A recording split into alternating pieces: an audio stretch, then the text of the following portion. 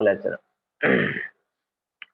नमो हरिहंताणं नमो सिद्धाणं नमो आयरीयाणं नमो वज्रायाणं नमो लोये सौवसावुणं मोक्षमार्गस्य नेतारं कर्म भूभृताम् ज्ञातारं विश्वतत्त्वानां वन्दे सद्गुणलब्धये।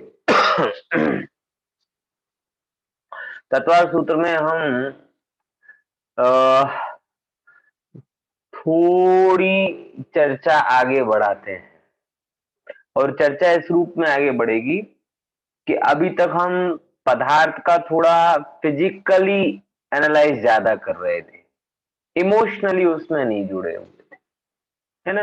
वैसे भी जब जब भी धर्म द्रव्य की चर्चा हो, अधर्म द्रव्य की चर्चा हो, आकाश काल की चर्चा हो, तो हम ज्ञान का एंगल उसमें मेन रखते हैं, अपने आप को गौण कर देते हैं और इसी के कारण कई बार वो चर्चा थोड़ी शुष्क सी हो जाती है, क्योंकि हम सुन तो रहे हैं कि पुद्गल ऐसे बनता है, पुद्गल पुद्गल का बंधन ऐसे होता है, धर्म द्रव्य ये है, आकाश द्रव्य ये है, लेकिन अंदर में पड़ा रहता है। जवाब दो ना, आप लोग सोचे, होता है कि नहीं होता है ऐसा?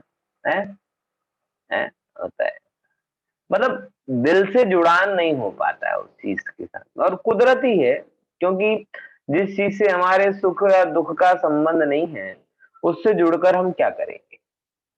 तो यही बात को यहाँ पर अब थोड़ा सा बढ़ाते हैं और शुष्कता की बजाय थोड़ी तरलता में आते हैं। विनाश वाली बात अब फिर से चालू होगी, यानी 7वां अध्याय, छठा अध्याय, इसमें जीव के होने वाले आश्रव परिणामों की चर्चा है। किसकी चर्चा है? जीव के होने वाले आश्रव। जैसे ही आश्रव की बात आती है तो दिमाग में ख्याल में आना चाहिए, अच्छा ये वही चीज है जिसके कारण मैं दुखी हूँ। पॉइंट समझ में आया? ये क्या चीज है? ये वही चीज है जिसके कारण मैं दुखी हूँ, ये वही चीज है जिसका मुझे अभाव करना है। तो अपने आप अगर कोई सज्जन व्यक्ति है, भद्र व्यक्ति है, तो वह आश्रव की चर्चा में, बंध संवर की चर्चा में अपनी तन्मयता अधिक महसूस करता है और उसे उसमें जीवंतता लगती है और लगनी भी चाहिए। क्यों? क्योंकि ये किसकी बात आ रही है? उसी की ही बात आ रही है, उसके ही परिणामों की बात आ रही है, जो परिणामों को ये जीव करके दुखी होता है। पॉइंट समझ में आया कि नहीं आया?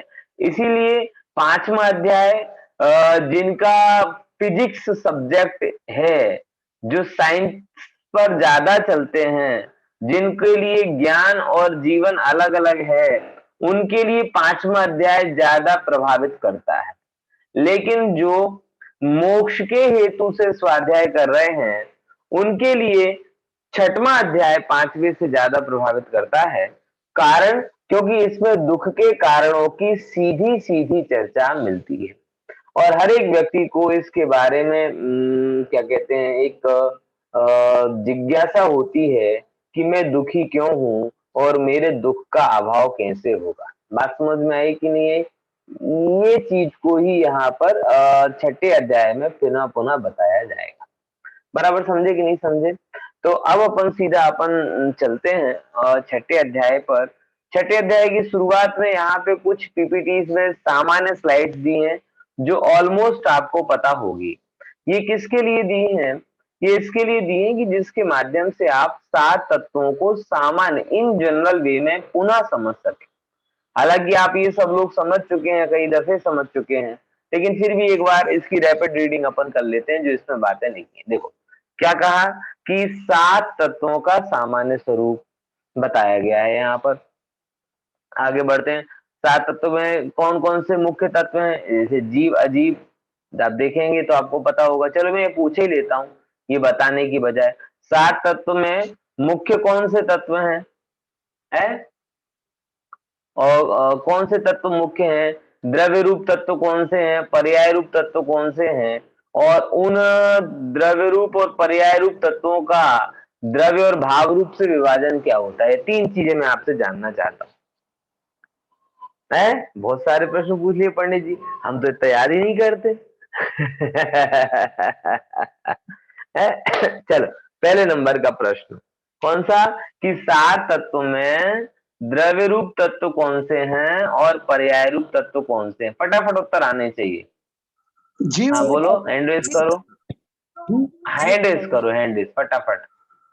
हाँ चलो, खुशी बहन ने हैंड रेस की। द्रव्य, द्रव्य जीव द्रव्य है। खुशी बहन बोलो। जीव और अजीव द्रव्य रूप तत्व है, और बाकी जो 5 है उसकी पर्याय, विशेष पर्याय रूप तत्व है। हाँ बराबर, समझ में आया प्रज्ञा बहन? जीव और अजीव, ये जीव द्रव्य है बराबर, लेकिन 7 तत्व में जीव और अजीव ये 2 तत्व द्रव्य रूप तत्व है। और अजीव में कौन कौन से द्रव्य आते हैं? है? पुद्गल, धर्म, धर्म, आकाश, काल, जिनकी चर्चा हमने 5वें अध्याय में की। ओके, समझ में आया? द्रव्य रूप तत्व ये हैं, और पर्याय रूप तत्व कौन से हैं? ये बाकी के आश्रव, बन, संवर, निद्रा और मोक्ष। चलिए, दूसरा प्रश्न क्या था दिनेश भाई? भाव तत्व कौन से? द्रव्य तत्व और भाव तत्व, है ना? एक और बीच में प्रश्न था, 3 प्रश्न पूछे थे ना मैंने। मुख्य द्रव्य रूप पर्याय रूप तत्व, द्रव्य और भाव रूप तत्व, बराबर, और क्या था? चलो अच्छा, पहले द्रव्य और भाव रूप बता दो, कोई बात नहीं। बताओ, द्रव्य रूप तत्व कौन है और भाव रूप तत्व क्या है? जीव और अजीव द्रव्य रूप, बाकी का ये सब भाव। नहीं नहीं नहीं, ये अपेक्षा नहीं। सर आप 5 तत्वों में से द्रव्य और भाव लगाओ। चलो, द्रव्य रूप और भाव रूप दोनों होते हैं। 5 तत्वों में दाशो, बन, संवर, निद्रा और मोक्ष, इसमें द्रव्यपना और भावपना घटित होता है। पॉइंट समझ में आया? देखो, इसका कारण द्रव्यपना और भावपना क्या है, ये थोड़ा बता दो तो फिर मैं और आगे चर्चा कर लूंगा। द्रव्यपना क्या है और भावपना क्या है? परिणाम नहीं, यहाँ ये परिभाषा नहीं है। 7 तत्वों का द्रव्य और भावपना कह रहा हूँ। अच्छे भाव रखो, बुरे भाव रखो, ये नहीं कह रहा है। बोलो बाकी, और कहाँ गायब है? जल्पा भाभी है, दीपेश भाई, संध्या भाभी है, बताओ। अरे किसी ने तो बंद ही कर दिया, पूछना ले इसके लिए। देखो, इसको थोड़ा समझना कि द्रव्य रूप और, हाँ, द्रव्य रूप और भाव रूप कहने की अपेक्षा क्या है? हाँ बताइए, दिनेश भाई तो कुछ बता रहे हैं। हाँ, अच्छा, हो गया। कर्मों से हाँ संबंध बताओ। है वो, कर्मों से संबंध है, ये बात बराबर, लेकिन कर्मों से संबंध होने पर भी द्रव्य और भावपना किस अपेक्षा से है? पर्याय पर्याय, दोनों पर्याय, 5 के 5 तत्व पर्याय रूप है, 5 के 5 तत्व पर्याय रूप है, लेकिन इसके कारण द्रव्य और भावपना नहीं है। यहाँ पर देखो, मैं आपको एक बात बता देता हूँ। किसी की इच्छा है आंसर देने की? नहीं तो मैं आंसर देता हूँ। सर, जीव के जो हाँ बोलो विकारी खुशी बहन। भाव है वो भाव रूप तत्व है। जो भी विकारी और अविकारी भाव रूप जो परिणमन होता है वो भाव तत्व है। हाँ और जी, उसके निमित्त से जो कारमान वर्गणा की जो परिणमन होता है वो द्रव्य रूप तत्व है। देखो, बात आपकी बराबर है, लेकिन सबसे पहले ये समझना पड़ेगा हमें कि जीव और पुद्गल जब तक अलग अलग है, मतलब जीव अपने में है, पुद्गल अपने में है, जब तक मैं और मेरे से संबंधित सारी चीजें एकदम अलग अलग हैं, तब तक कोई कोई संसार में दुख की, सुख की कोई उत्पत्ति नहीं।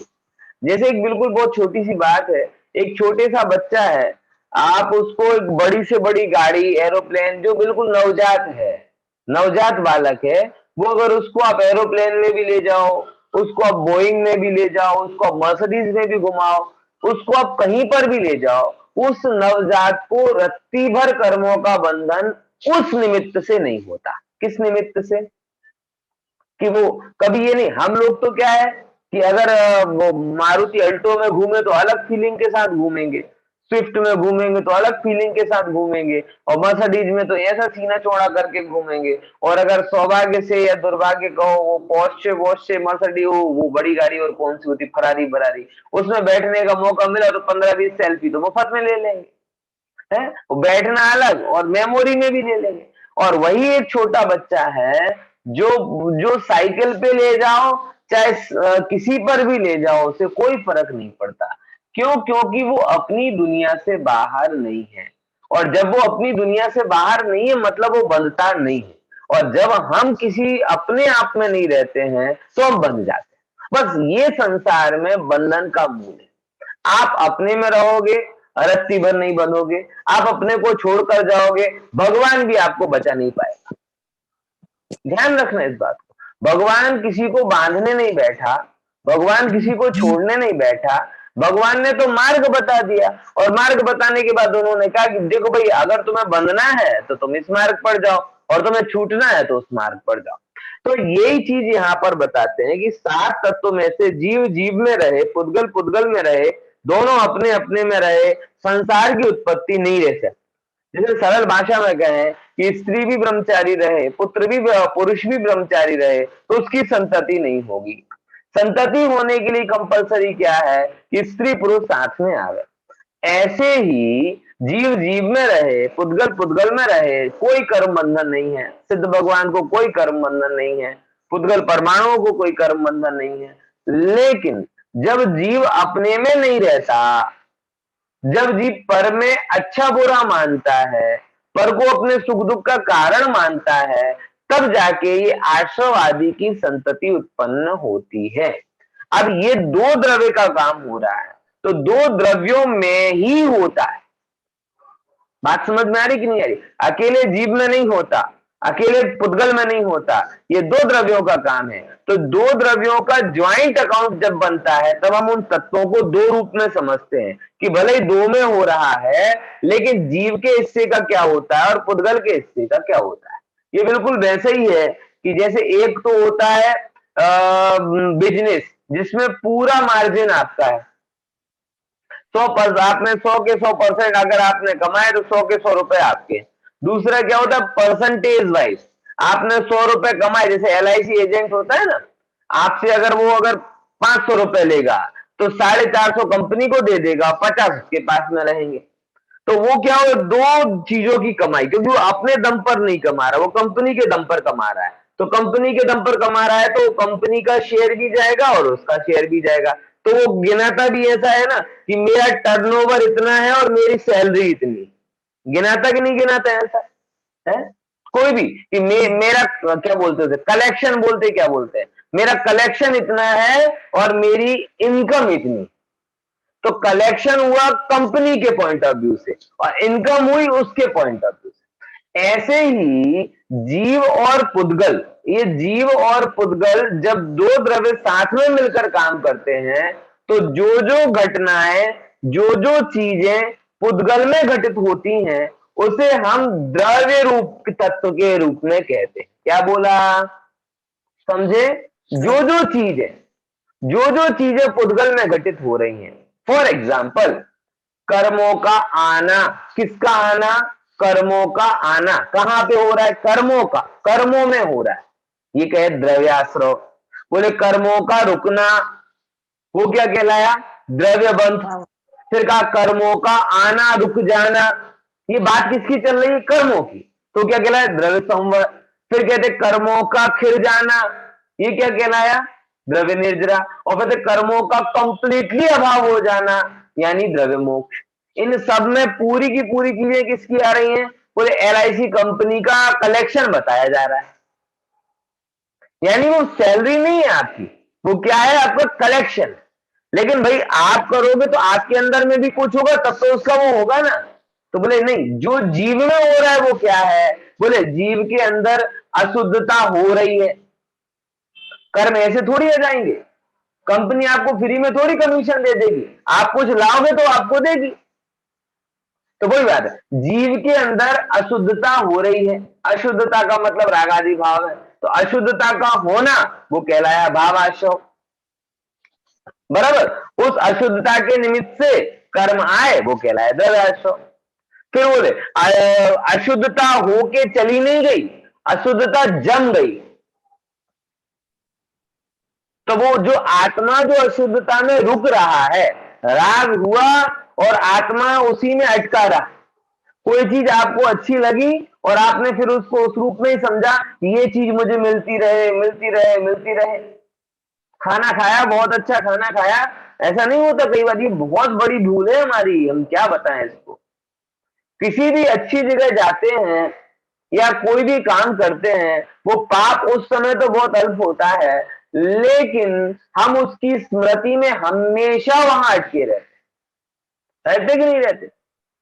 एक बार कोई खा लिया, एक बार कोई जगह चले गए, एक बार कोई काम कर लिया, बराबर, वो तो हुआ, आया गया हो गया, लेकिन हमने उसके दिमाग में उसको स्थायी जगह दे देते।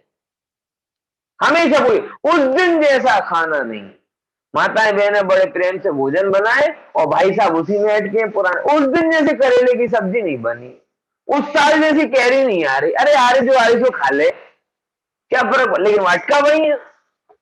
वो केरी तो हमने महाराष्ट्र में खाई थी, अब वो आ गया गुजरात में, लेकिन अटका है महाराष्ट्र है। घूमने तो हम कश्मीर गए थे 2 साल से घर के बाहर नहीं निकला, लेकिन कश्मीर में ही अटका है, बराबर।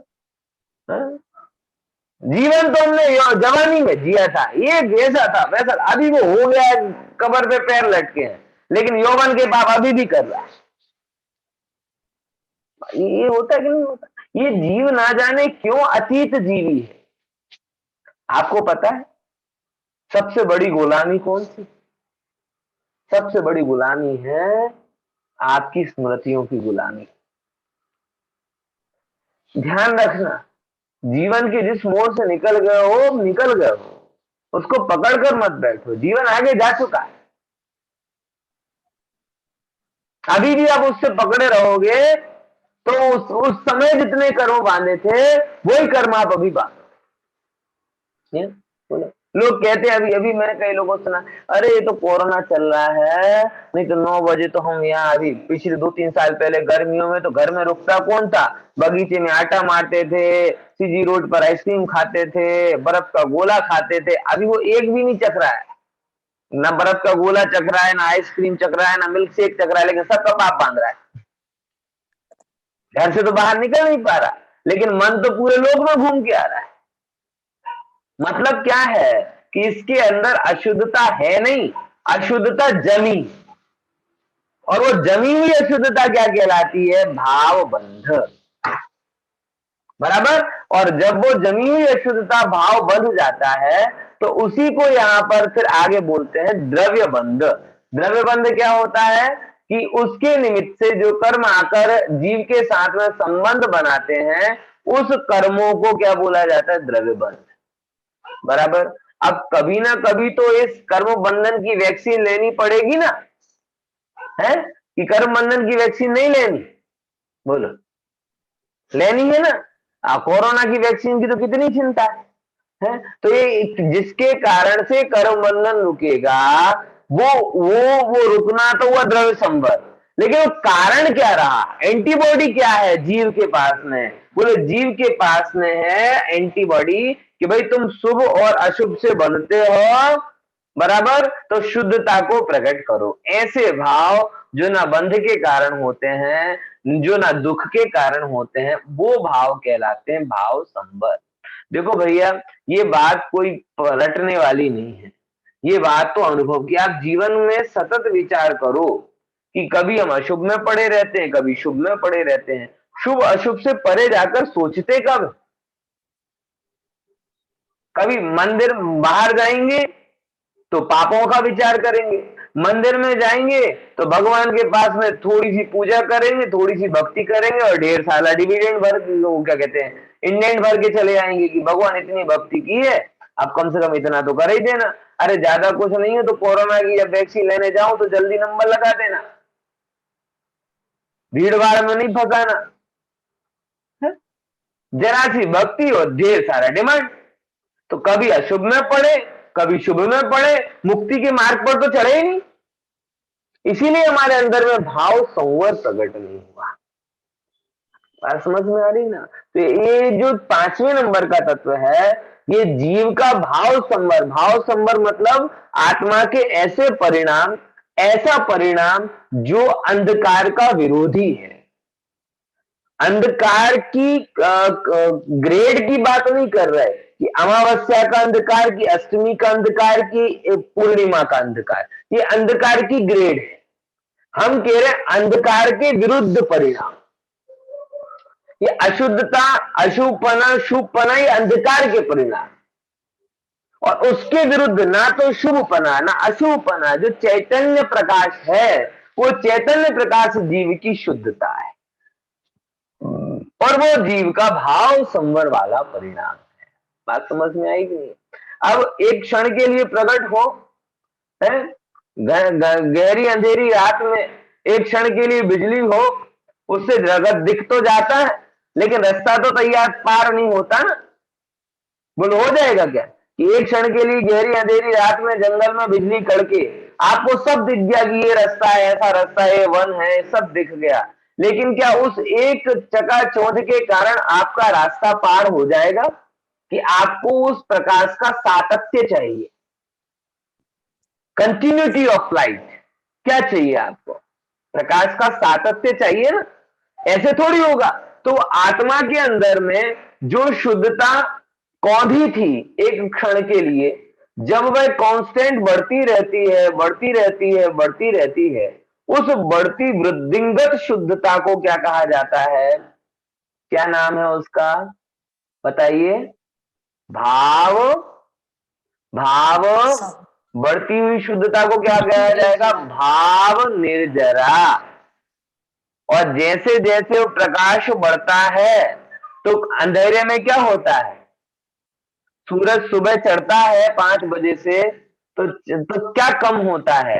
अंधकार कम होता है। ऐसे ही जैसे शुद्धता बढ़ती है तो क्या कम होता है? बोले बढ़ती हुई शुद्धता के साथ कर्मों का बंधन कम होता है, और वो कम होने वाले कर्म बंधन को हम कहते हैं द्रव्य निर्जरा। है? समझ में आया? अब लोग तो नए नए कर्म बांधनों के तरीकों को निर्जरा कह देते हैं। एक दिन का उपवास करके पूरे जीवन भर की क्या कहते हैं इच्छा मांग ली और कहते हैं हमने कर्मों की निर्जरा की। बोलो विचार करके देखो। ये कहाँ का तरीका है? एक दिन आपने उपवास किया और इच्छा में ये मान लिया कि आज मेरा उपवास, इसका फल क्या चाहिए कि मेरी दुकान सालों भर अच्छी चलनी चाहिए। गजब है, आप एक दिन भूखे रहकर दुकान में तो एक ही दिन अच्छा कमा पाते हो, लेकिन धर्म के नाम पर एक दिन भूखे रह के साल भर अच्छा कमाना चाहते। कई बार होता है ना, सीजन के टाइम पर बहुत वो होती है, तब एक दिन अरे खाना भी नहीं खा पाए, इतनी कमाई, इतनी भीड़ थी। तो साल में एक आध दिन होता है। गजब है ना, एक दिन भूखे रहकर एक ही दिन कमा पाते हो दुकान में, और धर्म के नाम पर एक दिन भूखे रहकर कितना कमाना चाहते हो? ये भगवान एक दिन भूखा रह रहे हैं, साल भर की व्यवस्था तुम कर देना। तो ये निर्जरा का परिणाम थोड़ी होगा, ये बंध का ही परिणाम है। बराबर। तो निर्जरा हुई। निर्जरा के बाद में अंतिम तत्व जिसे अपन कहते हैं भाव रूप तत्व, वो कौन सा है? देखो, मोक्ष भी जीव मात्र के रूप में नहीं कहा, मोक्ष भी 2 तत्वों के साथ में कहा है, वो जीव और पुद्गल। तो पुद्गल में क्या हुआ कि कर्म बंधन का कंप्लीटली अभाव, और वो जो कर्म बंधन का कंप्लीटली अभाव हुआ वो कहलाता है द्रव्य मोक्ष। लेकिन वो द्रव्य मोक्ष किसी की करुणा से प्राप्त होता है, कृपा से प्राप्त होता है, कि अंदर की कंप्लीट शुद्धि से प्राप्त होता है? बताइए। सारे संसार, सारे धर्म, सारे दर्शनों ने ये बताया कि तुम्हें मोक्ष जाना है तो मोक्ष जाने के लिए भी किसी की करुणा की जरूरत है। किसी के सामने माथा रगड़ो, किसी से रिक्वेस्ट करो, किसी के सामने बाधा रखो, और वो उसका मूड होगा तो आपको मोक्ष दे देगा, और अगर उसका मूड नहीं होगा तो आपकी सारी प्रार्थनाएं व्यर्थ जाएंगी। जैन धर्म इस तरीके की पार्शलिटी में नहीं मानता है। जैन धर्म कहता है कि यहाँ मोक्ष किसी की कृपा से प्राप्त नहीं होता, क्योंकि जो अगर किसी की कृपा से मुझे मोक्ष मिले तो किसी की कठोरता से चला भी जाएगा। होगा कि नहीं होगा ऐसा? है, विचार करके देखो, अगर किसी की कृपा से मोक्ष मिले तो किसी की कठोरता से चला भी जाएगा, और हम मोक्ष जैसी वस्तु को ऐसी रिस्क में नहीं डाल सकते कि कोई कृपा से हमें दे, कृपा से देने वाला कृपा ले लेगा तो मोक्ष चला है। बोले नहीं, जैन धर्म कहता है किसी की कृपा से। सारे दर्शनों ने कहा, क्रिश्चियनों ने कहा कि तुम्हें मेरी शरण में आओ मैं तुम्हें मोक्ष दूंगा, मुसलमानों ने कहा मेरी शरण में आओ तुम्हें मोक्ष दूंगा, हिंदू परंपरा में भी कहा कि तुम मेरी शरण में आओ मैं तुम्हें मोक्ष दूंगा। लेकिन जैन परंपरा स्वाधीनता का सच्चा शंखनाद करती है। वो कहती है मैं किसी को मोक्ष देता नहीं, मैं किसी के मोक्ष के अधिकार को लेता नहीं, ये रहा मार्ग, तुम भाव से शुद्ध हो, मैं भी मोक्ष को पाया हूं, तुम भी मोक्ष को पा जाओगे। यानी द्रव्य का मोक्ष किस पर डिपेंड है? द्रव्य का मोक्ष द्रव्य पर डिपेंड नहीं है। द्रव्य समझ गए ना? जो बड़े बड़े सेठियाओं को लगता है कि धर्म के नाम पर हम द्रव्य खर्च कर देंगे, द्रव्य मतलब समझ गए ना, 5-25 करोड़ रुपए खर्च कर देंगे, है 50-50 करोड़ के देरासर बनवा देंगे, ये चलवा देंगे वो चलवा देंगे, और इन सबके नाम पर पैसे खर्च करके हमें मोक्ष मिल जाएगा। बोले भाई साहब, द्रव्य खर्च करने से द्रव्य मोक्ष नहीं मिलता, भाव शुद्धि से द्रव्य मोक्ष मिलता है। बात समझ में आ रही कि नहीं आ रही? क्या कह, भाव मोक्ष पूर्वक द्रव्य मोक्ष होता है। बात समझे? भाव मोक्ष पूर्वक द्रव्य मोक्ष होता है, यानी जब ये जीव अपने आप में शुद्ध होता है, जब ये जीव अपने आप में पवित्र होता है, तब जाकर उसको जो बाहर से कर्मों की मुक्ति रूप द्रव्य मोक्ष मिलता है।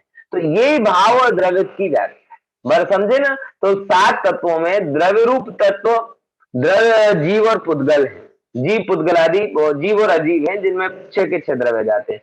पर्याय रूप 5 है, और उनको ही द्रव्य रूप तत्व और भाव रूप तत्व में गिनेंगे तो 5 के 5 तत्वों में जो जो भी पुद्गल में घटित हो रहा है वो भाव द्रव्य रूप तत्व में आएगा, और जो जो भी जीव में घटित हो रहा है वो भाव रूप तत्व में आएगा। ये बात यहाँ पे समझ, बराबर? देखो आगे आते हैं अपने यहाँ पे। तो द्रव्य रूप तत्व, और वो यहाँ पर आते हैं कर्मों का आना, ये अपन पहले ही पढ़ चुके, कर्मों का आत्मा से संबंध होना, कर्मों का आना रुकना, कर्मों का एक देश खिर जाना, और कर्म का संपूर्ण अभाव हो जाना, ये द्रव्य रूप तत्व मतलब जो कार्य कर्मों में हो रहा है। ध्यान रखना, क्या बोला? जो कार्य कर्मों में हो रहा है वो द्रव्य रूप तत्व है। और यहाँ कहते हैं भाव रूप तत्व क्या है कि शुभाशुभ भावों की उत्पत्ति होना, शुभाशुभ भावों का बने रहना, शुद्ध भावों की उत्पत्ति, वृद्धि और पूर्णता, ये जो जो भी काम जीव में हो रहा है वो भाव तत्व है। बात समझ में आई? कर्मों में होने वाला द्रव्य तत्व और जीव में होने वाला भाव तत्व। अब देखो एक अलग उसमें प्रश्न आता है जिस पर अपन ने चर्चा की है, जीव अजीव आदि ये गुण है कि पर्याय? 7 तत्व द्रव्य हैं, गुण है कि पर्याय है? तो बताते हैं, जीव अजीव तत्व द्रव्य है, कोई डाउट नहीं है इसके अंदर। अजीव तत्व मतलब कौन कौन से द्रव्य? बताओ जरा, इतना बता दो, आगे अपन चलेंगे। अजीव तत्व में कौन कौन से द्रव्य आते हैं? हाँ, पुद्गला, जीव सिवाय के बाकी के 5 के 5 द्रव्य वो किसके अंदर आते हैं? अजीव तत्व के अंतर्गत आते हैं। देखो अजीव है ना, ये द्रव्य। फिर भावाश्रव क्या है? वन संबंध, जो ये सब द्रव्य की पर्याय जो है वो भाव उसकी, बराबर। फिर द्रव्य आश्रव वन संबंध निद्रा मोक्ष अजीव द्रव्य की पर्याय है। ऐसे ही इनको समझना, भाव द्रव्य अजीव द्रव्य की पर्याय है, और द्रव्य ये अजीव द्रव्य, और अजीव में भी धर्म आदि द्रव्यों की पर्याय नहीं, ये कर्म के रूपी जो पुद्गल द्रव्य उनकी पर्याय। ध्यान से समझना, क्या बोला? ये क्या लाइन बोल रहा हूं? द्रव्य रूप तत्व कौन से द्रव्य की पर्याय है? बताओ, द्रव्य रूप तत्व के कौन से द्रव्य की पर्याय है? पुद्गल द्रव्य। प्रशांत भाई, पुद्गल द्रव्य की। पुद्गल द्रव्य में भी बहुत सारे भेद होते हैं। पुद्गल द्रव्य में भी 22 वर्गणाएं हैं। 22 वर्गणाओं में एक शरीर भी वर्गणा है ना। नौकर वर्गणा जिसे अपन बोलते हैं, घर मकान ये भी वर्गणा है, कपड़े भी वर्गणा है, पुद्गल भी वर्ग, कर्म भी वर्गणा है। यानी जो द्रव्य रूप तत्व है वो क्या है? आपके शरीर की क्रिया द्रव्य रूप तत्व है? बताओ। आपके शरीर की क्रिया द्रव्य रूप तत्व नहीं है। आपका घर द्रव्य रूप तत्व है क्या? आपने ऐसा घर बनवा लिया, बराबर, कि जहां देखो वहां आपने मंदिर, मूर्ति और वाक्य लिखवा दिए, क्या आपका वो संवर हो गया? आपने शरीर से बहुत आयोजन प्रयोजन कर लिए, क्या वो क्रिया हो गई? भाई साहब, ये शरीर मात्र की क्रिया, ये शरीर मात्र की क्रिया भाव रूप तत्व तो है नहीं, द्रव्य रूप तत्व भी नहीं। सारा संसार पागल हुआ है। थोड़ी बहुत शरीर की क्रिया कर ली, थोड़ी बहुत बौद्धिक क्रियाएं कर ली, क्या मान लिया साहब, हमने बहुत बड़ा धर्म कर लिया। थोड़ा बहुत शास्त्र वास्त्र आने लगे तो पांडित्य रूप धर्म हो गया। थोड़े बहुत नियम व्रत नियम आदि करने लगे, हमारा वो वाला धर्म हो गया। अरे भाई, न शरीर की क्रिया धर्म है, न बुद्धि का व्यायाम धर्म है। बात समझ में आ रही कि नहीं आ रही? ये दोनों अलग अलग काम है, दोनों ऊपरी है। अरे धर्म इनसे बहुत अलग है। और धर्म क्या, कर्म बंधन भी इस अलग प्रकार से होता है। आपको अगर ये मात्र लगता हो कि केवल शरीर की क्रिया से जीव बन रहा है तो वो बिल्कुल गलत है। आपको अहिंसा वाला लेसन पढ़ना चाहिए। अहिंसा वाला जो पार्ट है ना बीटा विज्ञान में 2 में, उसमें स्पष्ट सिद्ध किया है कि आपको लगता है कि जीव पैर के नीचे आया और मर गया तो हिंसा हो गई, तो पैर के नीचे आने के मरने के कारण हिंसा हुई क्या? सही कि गलत? बोले गलत है। मात्र पैर के नीचे आने के कारण नहीं, तुम प्रमाद से चल रहे थे, इस भाव से हिंसा हो। मुनिराज देखकर चल रहे हैं और उनके पैरों के नीचे कोई जीव नहीं भी आ रहा, आ भी रहा है तो भी हिंसा नहीं हो रही, नहीं आ रहा तो भी हिंसा नहीं हो रही, और आ भी जाए अचानक कोई जीव तो भी हिंसा नहीं होती। और तुम घर में फिनाइल से, डोमेक से कोरोना का वायरस ना रहे, इतना गहरा पोंछा लगवाओ कि चींटी कीड़े मकोड़े की बात तो बहुत दूर रहे, कोरोना का वायरस भी ना रहे, ऐसी फ्लोर क्लीन कराओ तो भी बिना देखे चलोगे तो निरंतर असंख्यात जीवों के घात का पाप लगेगा। हिंसा होगी। बात समझ में आ रही कि नहीं आ रही? मतलब अरे भाई तुम समझो तो जरा, कौन किसको मार सकता है, कौन किसको बचा सकता है? अरे रे रे, एक जीव जिसकी मैं हिंसा करता हूं वो है चैतन्य आत्मा, और एक जीव जिसकी मैं रक्षा कर सकता हूं वो है चैतन्य आत्मा। समझ में आया? बोलो। और वही चैतन्य आत्मा हिंसा और रक्षा दोनों से परे। विचारना, ये शरीर की क्रिया का नाम द्रव्य भाव रूप तत्व भी नहीं है, द्रव्य रूप तत्व भी नहीं। द्रव्य रूप में भी जो द्रव्यपना है वो नौकर वर्गणा के कारण नहीं है, आपकी शरीर के कारण नहीं है, आपके संयोग के कारण नहीं है, वो उसमें द्रव्यपना आपके भावों के कारण। क्या समझ में आ रही कि इसके कारण है? भावों के कारण। वो एक तो भाव हुए आपके, वो भाव हुआ, और उसके निमित्त से जो कर्म है, सीधा सीधा संबंध बैठता है जीव के परिणाम और कर्मबन, जीव के परिणाम और कर्मबन। इसीलिए प्रभु निवेदन है आप सब लोगों से कि कभी भी जब प्रवृत्ति सुधारने का प्रयास करो तो किसी को देखकर मत सुधारो। प्रामाणिकता के नाम पे व्यक्ति कितना जीरो है।